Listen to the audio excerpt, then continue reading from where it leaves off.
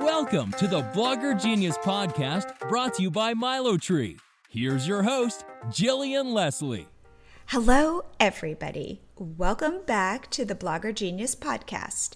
Today, my guest is Kara Maria Ananda. Now, Kara is a women's healing arts educator. She is also a holistic business coach. And really what she wants to do is help women in the wellness space get their message out. So welcome to the show, Kara. Oh, thank you so much, Jillian. I'm really excited to be here and talk with you today. Yeah, we were starting to talk offline, and I'm like, no, let's wait. And then both of us would start talking, and I'd be like, oh, no, let's wait till we get on the show, because you were talking just about your philosophy and all that stuff. Okay, so what I did, the way I found you was I was looking at our customers who use MiloTree, and I saw your site, and I thought, wow, I wanted to talk to you. And I haven't interviewed that many people in the kind of wellness space. So I thought this would be really interesting. So tell us a little bit about your journey and how you got to be this online entrepreneur in this very specific space. Oh, well, thanks so much. I've had a long journey in the wellness world and the healing arts. I've always been passionate about natural healing. It's been a part of my life since I was younger, and I found myself always gravitating towards that. My very first job was actually at a integrative health clinic and massage therapy school when I was growing up as a teenager. And then later in life, I decided that I really wanted to focus on that professionally. So I became a massage therapist, and then I got really passionate about women's health. And my practice as a massage therapist and craniosacral therapist evolved into really focusing on pregnancy and birth and women's cycles. And I became a birth doula and a postpartum doula and a childbirth educator and started teaching about women's health. And for many years, I had a private practice. And wait, where are you located? Oh, well, currently, so I'm actually located in New Hampshire, in Southern New Hampshire, about 45 minutes from Boston. And I'm in my hometown right now where I grew up, but I actually spent 20 years living all over the West Coast. So I moved to Seattle where I studied massage therapy and became a doula.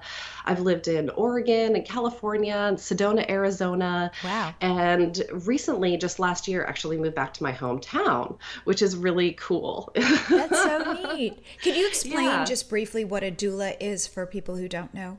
Oh yeah, a doula is a companion for somebody who is pregnant and going through birth and labor and postpartum. So I provide emotional support, physical comfort measures like touch and massage and hot packs and ice packs and all that kind of stuff. But it's really somebody who supports women through the childbearing process. I wish I could have had you. Oh, it was so special. So I was really very involved in the doula world and was attending a lot of births and was teaching doula workshops where I would travel and so basically, actually, what happened was I was on call at the end of like doing all this for about 10 years, in person focused. What shifted me to working in an online business was that, I loved all the doula work, but it was really working one-on-one with people. And I was on call 24 hours a day, 7 days a week, except for when I would then travel somewhere and then teach for multiple days and then come back and was back on call. And then some things happened in my life that really changed. My mother passed away and I felt like I needed a shift. And I really just focused on how I could reach more people in more places and be able to spend more time with my family. So about 9-10 years ago, I really focused on the online business. And so I started creating classes online to teach people about birth and women's health. And then that evolved into also business coaching and support and online business. And it's been really amazing. It's allowed me to spend more time with my older son as he was growing up. And I've had 2 more children that I'm able to be home with and homeschool. And I get to help support women to discover natural health and become leaders and provide support in their own community all over the world, from, North America to Europe and Asia and the Middle East and South America. So it's been really it's been really satisfying for me to be able to feel like I'm making a bigger impact online, while also being able to have that freedom to actually spend more time with my own children. Absolutely. Yeah. Absolutely. If you were to, based on your practice, based on coaching women, so this audience is probably predominantly women, and these are predominantly moms, although there are some, of course, not moms. But what would you say to a female entrepreneur? Where do you think she needs the most support?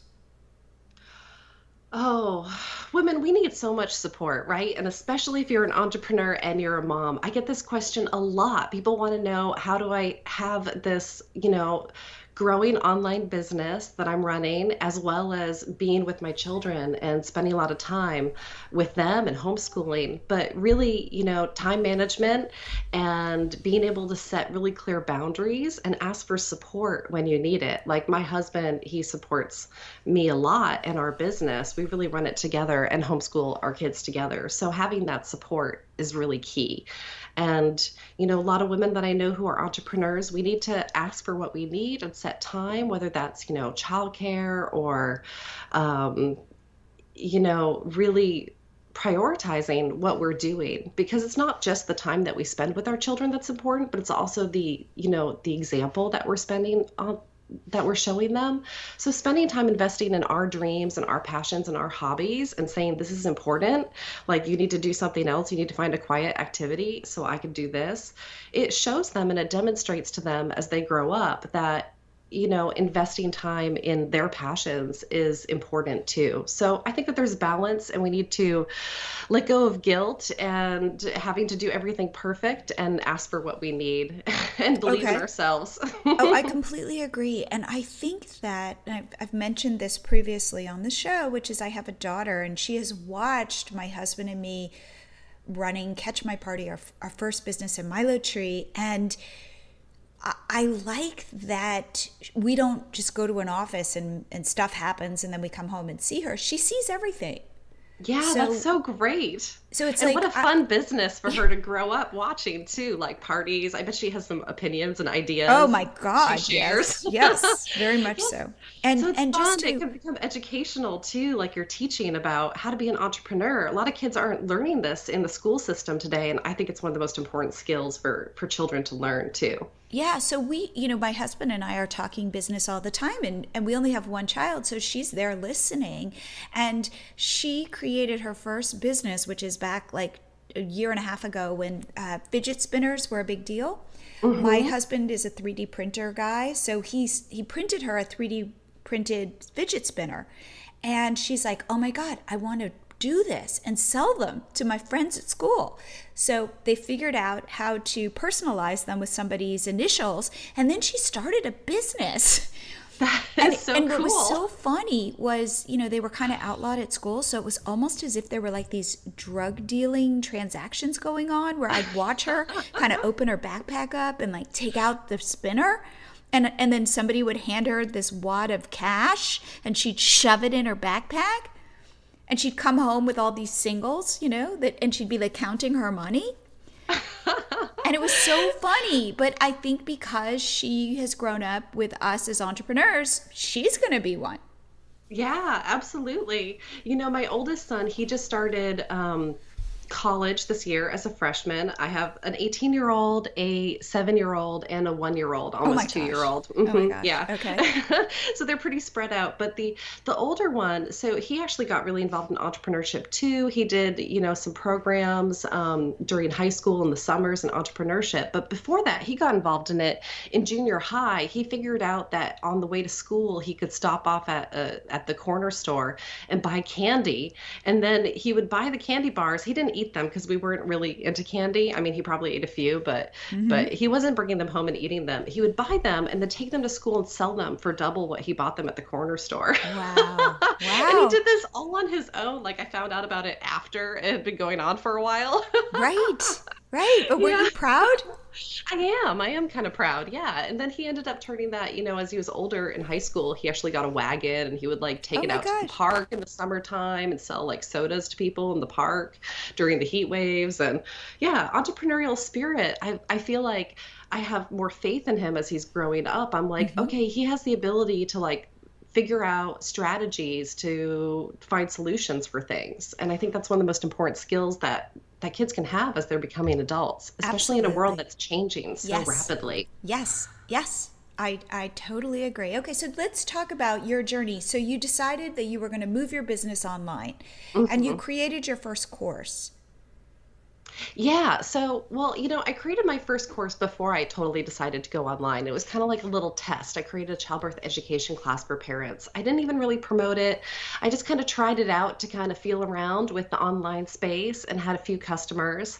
And it inspired me. And then I realized, after thinking about it, that um, I really wanted a shift and I wanted to reach more people, and that online was really the way to do it. So then I really jumped in, really focused on the online business, and I created the what's now the Awesome Birth Teacher Training, and started teaching, reaching out and educating childbirth teachers around the world. And it was so inspiring. And so that developed. Then the next was the Women's Healing Arts Teacher Training, which covers all the different cycles of a woman's life, from menstruation and fertility to pregnancy and menopause and sexuality, and different natural healing arts that we can use for empowered self-care during all these cycles. And then after that, I realized that, I had some of my students were amazing and had taken both of these trainings, and I knew that they had other certifications and other trainings, but I was still seeing them struggling to actually get their business out in the world and start teaching workshops or doing consultations and creating a website. So then I created the Healing Arts Business Academy to support women's wellness leaders to create, online businesses and products and services, and find confidence to share and publish online. And then that's grown into a variety of courses now for all about women's leadership and holistic wellness and how to create online courses. And I do a lot of private mentoring also with women in the wellness field who are coaches and midwives and doctors and massage therapists who want to expand their online presence and share their message in a bigger way. What I think is so interesting about what you said just now is that you started with something Hmm. and then you started to listen and see problems that you could solve, and that it sounds like it was like organic growth, like, oh, I see that these women are taking my courses but then they don't know how to start to build businesses. I will help them. or Yes. and so it sounds as if it was this natural progression. Yeah, it's very organic. Sometimes people look at me and they're like, wow, you do all these things. How do you do all these things all at once? But I did them one at a time and they've built up. And it's been very organic. I'm very much, very passionate about what I do and helping the people that I work with. So for me, I have to feel really passionate about something. So I listen to my intuition and what I'm writing about to people, what I'm talking to people about in my coaching sessions. And then, these subjects that are the passionate kind of hot topics of the day, that's what tends to evolve into the next offering, So the when next course, the so next when step. you're starting, so how what kind of, just basics, what kind of platform are you, what platforms or a platform are you using to build your courses? I use Simplero. It's a great, very simple, all-in-one holistic business management system that's really specifically designed for people that are creating online course businesses. And I've been using Simplero for the past 5 years. I love Oh, it. So I've that's like never heard part of of my it. business. Yeah, it's smaller. It's not as popular as or well known because it's a smaller company, but they've been around and naturally growing. I'm connected with the CEO of the company about 5 years ago through an entrepreneur group, and as he was starting the company, and I was like, this is a perfect fit. He was a holistic coach that wanted to create a platform for other holistic coaches to be able to share their courses online, who are really focused on this. And it has a lot more than just online courses. So I actually run, my shopping cart and my email lists and, email automations, and you can do deadlines and you can do landing pages. You can even do a whole website, although my website is on squarespace.com. Got it. But Simplero is really the heart of my business. Yeah, it's been pretty awesome. I have a blog post on it on my website about Simplero, about how I use it. And actually, if you go to my website, I have we'll a link tools to it. bar. I have a tools bar, and I list my favorite tools. And Simplero is number one because it's Nice. what I use. Do you have MiloTree on there, by the way? Oh, I'm going to add it. Because do you know we have an affiliate program? Yeah, definitely. I will add. It's on my list of things to do. But, Okay. as being a mom, it's I one know. thing at a time, right? I totally know. So let's talk about I how. want to share more about how your program has been helping me too. Oh, well, here, okay. So tell me. So that's how I found you, was I saw Right. MiloTree on your site. So can Yeah. you share actually about Pinterest and your thoughts and how you ended up with MiloTree and stuff like that? Absolutely. See, I've been using Pinterest since the early years, like what was that, 2012 and 13, and always enjoyed it. And I've always, tried to share my blog images. And over the years, I've, focused on creating vertical images in my blog posts that could be shared onto Pinterest. But I didn't really focus a lot on it over the last year. But then what happened was that I've consistently noticed that even without putting a lot of effort into Pinterest, by sharing my blogs there, and by other people pinning my blogs to Pinterest, that I consistently get a lot of traffic. And I have been quite focused on Facebook and Instagram over the last couple of years, but honestly, with the algorithm changes and the loss of organic growth, it's a little disappointing to see how everybody's organic growth is going down. I still think that Facebook and Instagram are fantastic for connection and essential for entrepreneurs, especially for the ad platform. But I love that Pinterest was just bringing all this organic website traffic that was equal to Facebook without putting effort into it. So I realized I should put more effort into this. If this is bringing all this traffic without me really focusing on it, what happens if I really focus on it? So the last 2-3 months, I've been really focusing on daily going into Pinterest, really creating super optimized vertical images with words for all my blog posts and sharing them on Pinterest and seeing what I can do. And so I found MiloTree because I was like, how do I get more traffic? This is a really amazing place to be connecting with people through Pinterest. And so MiloTree is really cool because I got this little pop-up now on my website, and it just pops up and invites people to come follow me on Pinterest. So now I've been naturally growing in my Pinterest followers and my reach. And just last week, I actually hit 1 million monthly viewers on Pinterest for the first time, which is really cool.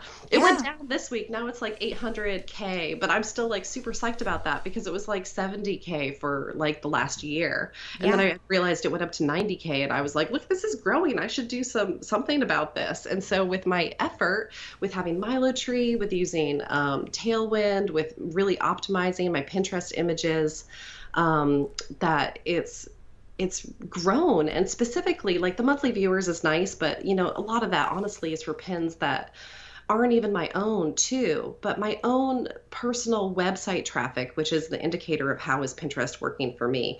Since I started using these, putting extra focus on it, my Pinterest website referral traffic has grown from where it's been consistently been 4% of my monthly viewers to now 17% of my website traffic from putting effort into Pinterest. So I'm super stoked about this.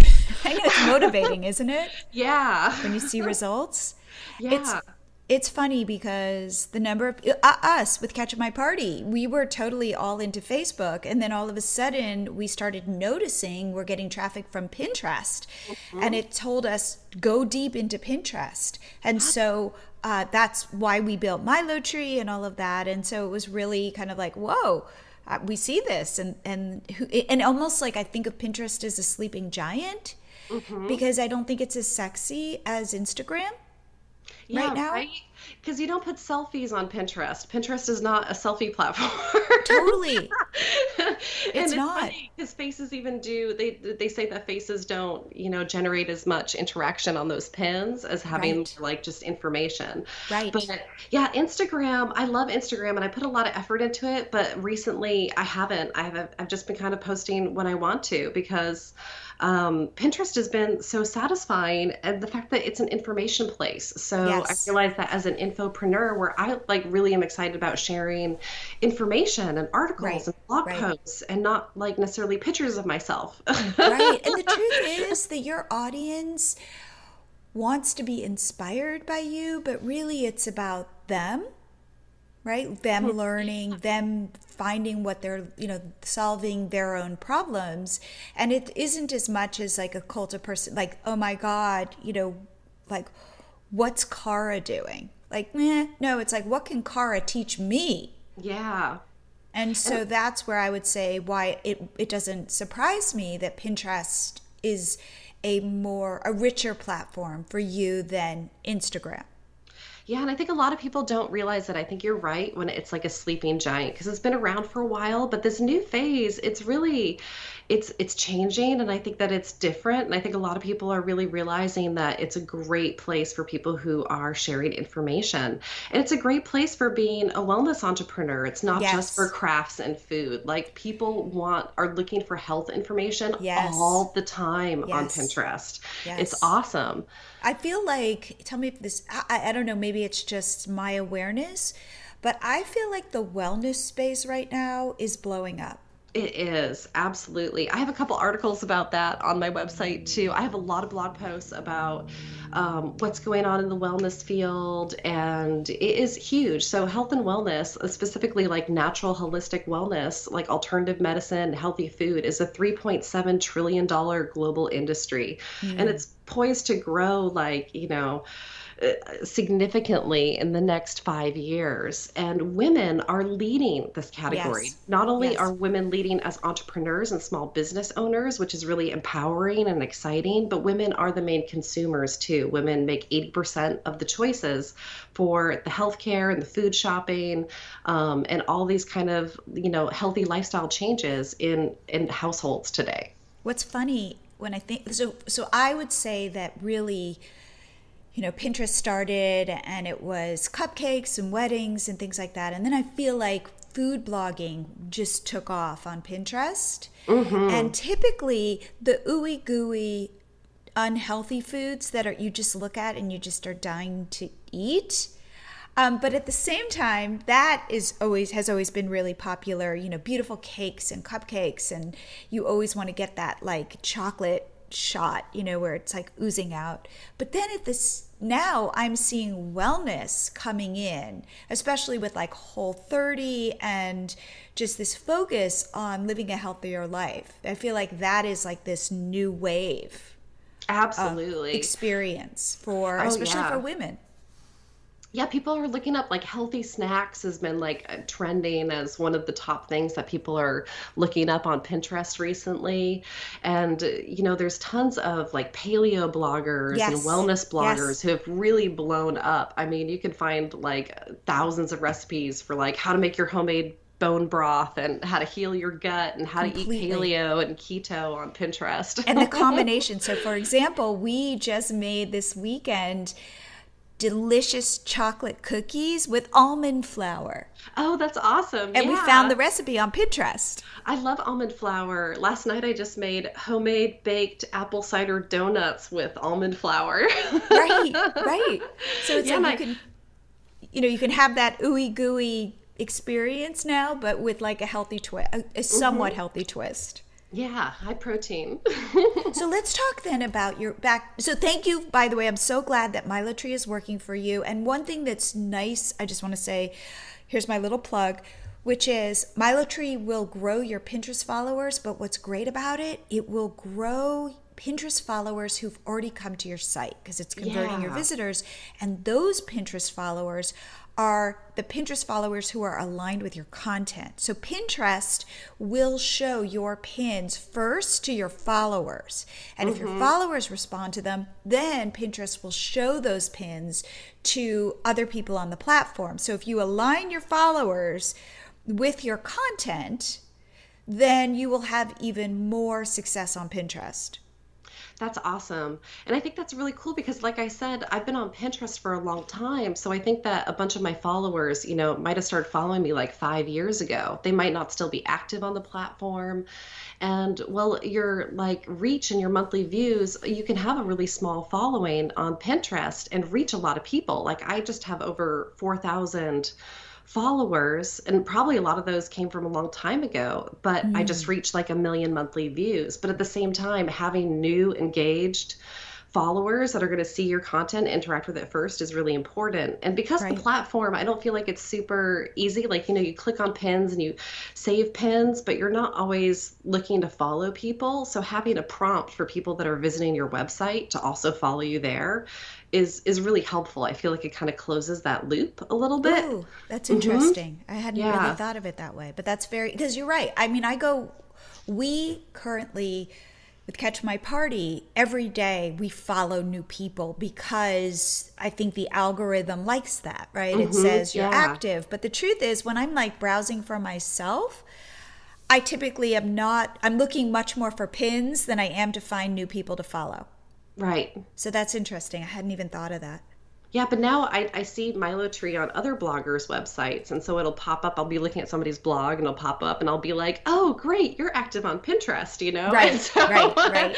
And so it's kind of like a letting people know, like, I'm active on Pinterest right now. And because there are a lot of sites that I think were older. And so becoming more active and engaged now and sharing really good pins, like those are the people I want to follow. So it's a little badge. Right. It's like a little bit of social proof. Yeah, a little social proof, which is really good. That's one of the things I've been focusing on a lot today is I think that as the way that we interact online is changing, like now we have all these voice search technologies and people are using Pinterest as a search engine. And social media is changing. Like having our own websites is really important, but also trying to think about how are our websites changing into the future, and with this new interactivity, how can people interact with us in our websites, and we create more opportunities for interaction. So that's one of the things I've been focusing a lot on recently is giving people more options of things to do that engages them with my website and content that can be like fun. Can you give some examples? Oh, well, recently I created an online oracle deck on my website, which is really cool. So you can actually go to my website and choose a card of the day. And I created I'm on your website. And in the top navigation bar, it says oracle. Oracle, okay. Yeah, and you can click on that page and it'll invite you to discover your card of the day, to discover your destiny. And so these are all messages for like positive, motivation, living inspiration for leaders and anybody. Oh, I like it. So today mine is trust your intuition and you will succeed. Oh, that's so nice. Awesome. That's like a little, I don't know, like you're just putting out some good energy into the world. So thank you. Yeah. And then you could choose a new card. You can come back whenever you want to, if you want like a positive message. So little fun things like that. The other thing that I did is I created a search bar on my website. So it's like my own little Kara Maria Ananda.com Google search bar. You can actually type in any word like birth or, sexuality or fertility or business, and it'll pop up all the different blog posts and pages that have that information. Oh, that's wonderful. Yeah. I like the way you're thinking. I like the way that you are thinking, how people are all different. Somebody's going to use your search bar and somebody wants a little dose of positivity.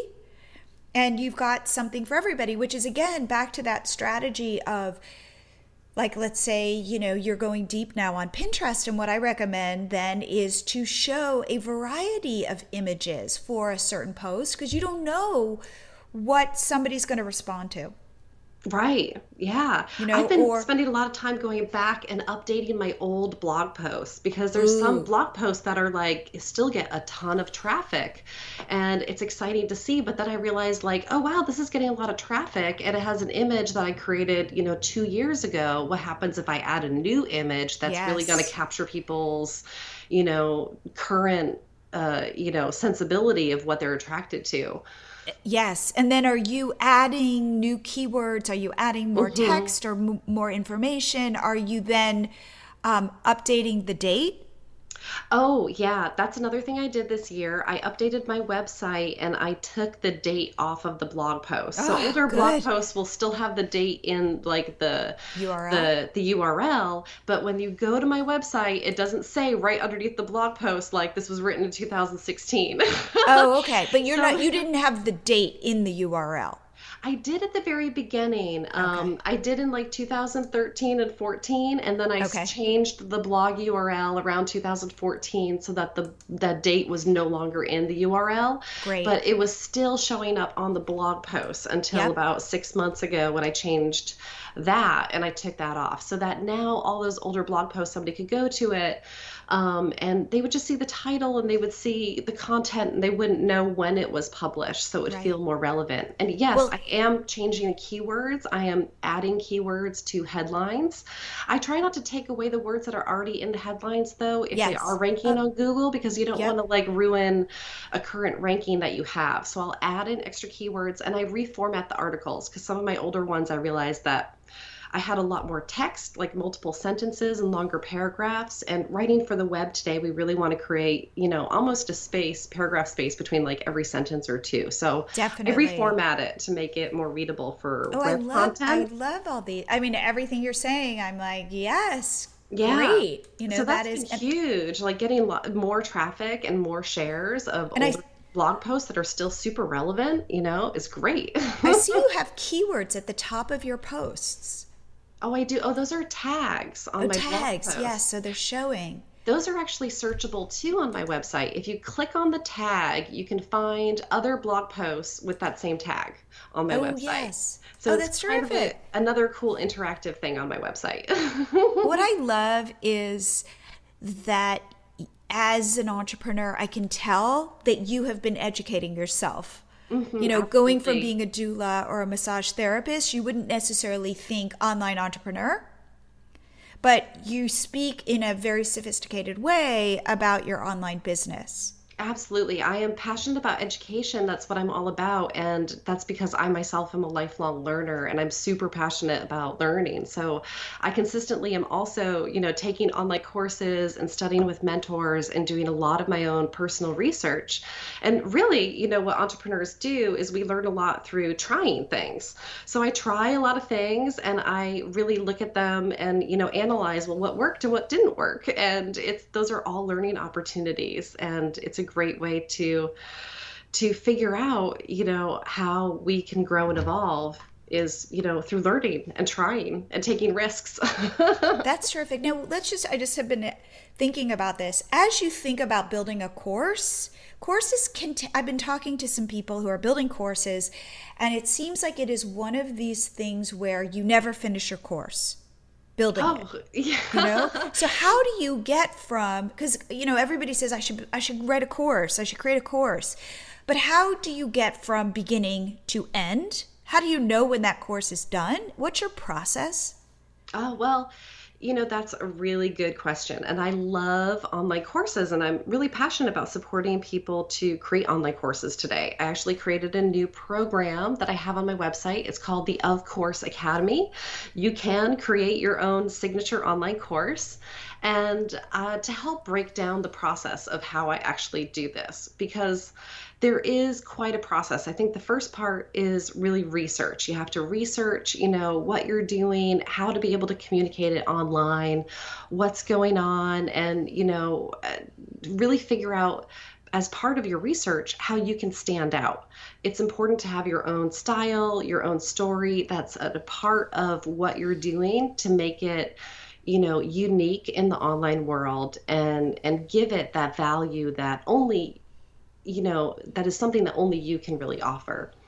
And then, I use Simplero and really use, an outlining process of creating an outline, creating my topic and my subtopics, and then testing those out first through like social media posts about those topics, through blog posts, see how people react to them, and then organizing them, and then, teaching. And teaching is a lot of fun. I love teaching online. Having the right equipment makes a great deal Are you of making videos? ease. Yeah, Are you doing... I do a variety of different things for my different courses. I do videos of me presenting and teaching. I do screen shot, presentation style videos about certain topics or demonstrating things online in the online business. And yeah, audios and PDFs. We can create so much different kinds of media and really create these amazing multimedia experiences.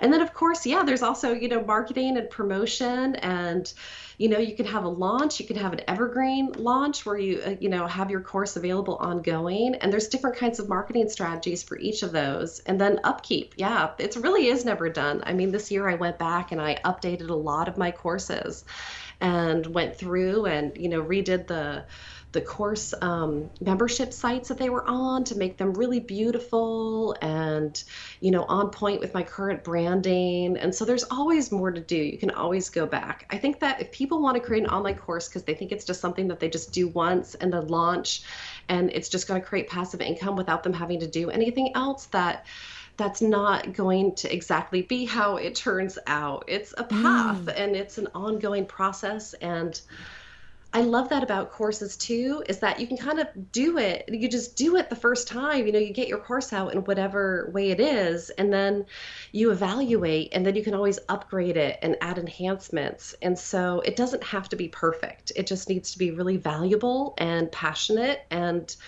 actually give people the value and the solution that you're offering to them.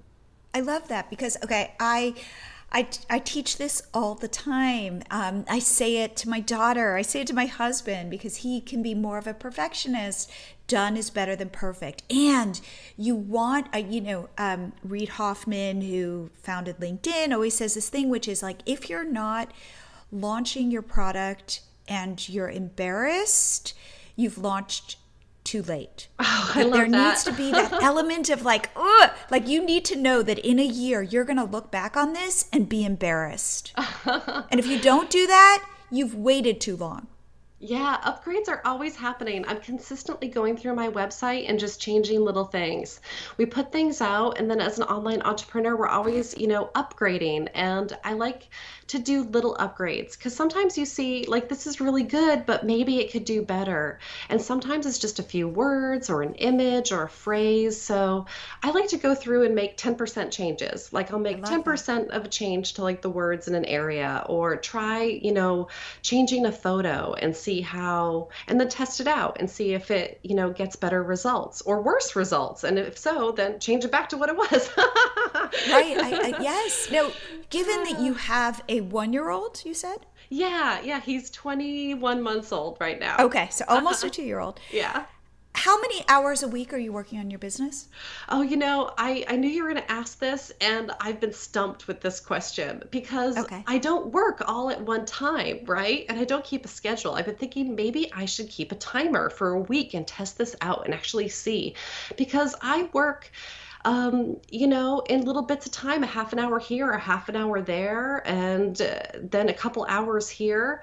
So, but I work a lot because I'm really passionate about what I do. And even when I'm not working on my website or responding to emails or working with clients or creating a course, I'm still working because there's other projects that I'm working on too. I have books that I'm writing slowly, I'm creating images on Canva. So I'd have to say at least 20 hours a week, if not, up to 40. I don't know. Oh, wow. But I'm really not sure. That's amazing. Yes. Well, again, if you are passionate about it, you work the great thing about being an online entrepreneur is you have the flexibility to say, oh, my baby's crying. I can I can go be with my baby, and then I can come back when my baby's napping. Absolutely. And you could be at the playground and the kids could be happy playing, and you can get on your phone and do Pinterest or respond to emails. So Absolutely. I take advantage of all those little time blocks when I can. Absolutely. And are you mostly monetizing via coaching and courses? Yeah, those are my two main things right now. I have an amazing selection of online courses for women's health, birth, business, spirit, manifestation, and life. And I also provide private coaching, mostly for women in wellness and small business and who are wanting to create a bigger online presence or design their signature programs. And I also do some writing and some speaking, but those are my two main things. I love teaching and I love helping people to enhance their communication and spread their message. Great. Okay. We started the interview and I said, when you work with female entrepreneurs, what do you think they need? And you were saying they need support and all of that. So how do you go about getting support and feeding your own sense of self so that you can be a mother, homeschool, and also have this business? Oh, wow. Well, self-care is really important. I make sure to eat really good food, like high nutrient dense food. We have snacks throughout the house, like hard-boiled eggs, things that I can like grab, like one-hand foods are really important. Green shakes, things like that.